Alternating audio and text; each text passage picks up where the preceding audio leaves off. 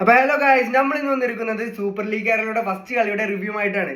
അപ്പൊ നമുക്ക് മത്സരത്തിലേക്ക് നോക്കാം. ഇന്ന് മലപ്പുറം FC ഫോഴ്സ കൊച്ചി മത്സരമാണ് ഇന്ന് നടന്നിട്ടുള്ളത്.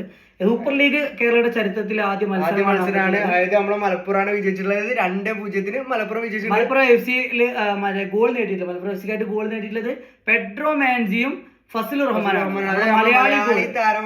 മലയാളി താരമായ ഫസിൽ റഹ്മാനാണ് ഒരു ഗോൾ നേടിയിട്ടുള്ളത്. മത്സരത്തിൽ ഉടനീളം മികച്ച പ്രകടനമാണ് മലപ്പുറം FC നടത്തിയിട്ടുള്ളത്. ഫോഴ്സ കൊച്ചിക്ക് പലപ്പോഴും എന്തിട്ടുള്ളത് നമ്മുടെ മലപ്പുറം FC ബോക്സിലേക്ക് പോലും കയറാൻ സാധിച്ചിട്ടില്ല. പിന്നെ 2 ഗോളും വന്നത് നമ്മുടെ ഫസ്റ്റ് ഹാഫിലാണ്. ഫസ്റ്റ് ഹാഫിലാണ് 2 ഗോളുകളും വന്നത്. 2 ഗോളുകളും ഫസ്റ്റ് ഗോള് ഫസിൽ റഹ്മാന്റെ അസിസ്റ്റില് മാൻസി നേടിയപ്പോ രണ്ടാമത്തെ ഗോൾ വന്നത് മാൻസിയുടെ അസിസ്റ്റില് ഫസിൽ റഹ്മാൻ.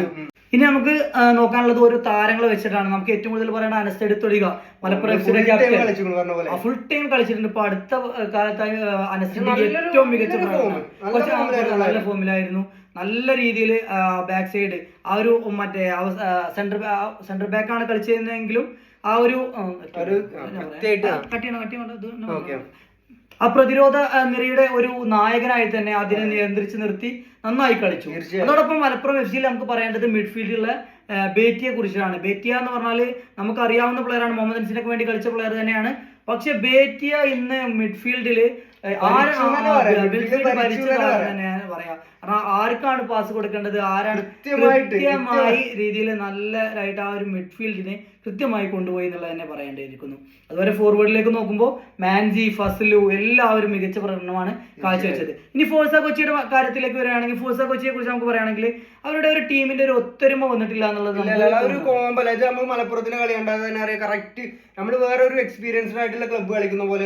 അതുപോലെ തന്നെ നമ്മള് നമുക്ക് അറിയാലോ, ഒരു ഫുട്ബോൾ മാച്ച് ആകുമ്പോൾ ഒരു അഗ്രഷൻ അവർക്ക് എന്താ പറയുക, ഗോള് വാങ്ങിയ സമയം 2 ഗോളിന് തോറ്റ് നിൽക്കുന്ന സമയത്തും അവരെ മിഡിൽ അവരെ ഹാഫിൽ നിന്നിട്ടാണ് അവർ കളിച്ചിരുന്നത്. 2 ഗോൾ വഴങ്ങിയ സമയത്തും അവരെന്താ പറയുക, ഒരു പ്രഷർ ഇല്ലാതെ കളിക്കണം.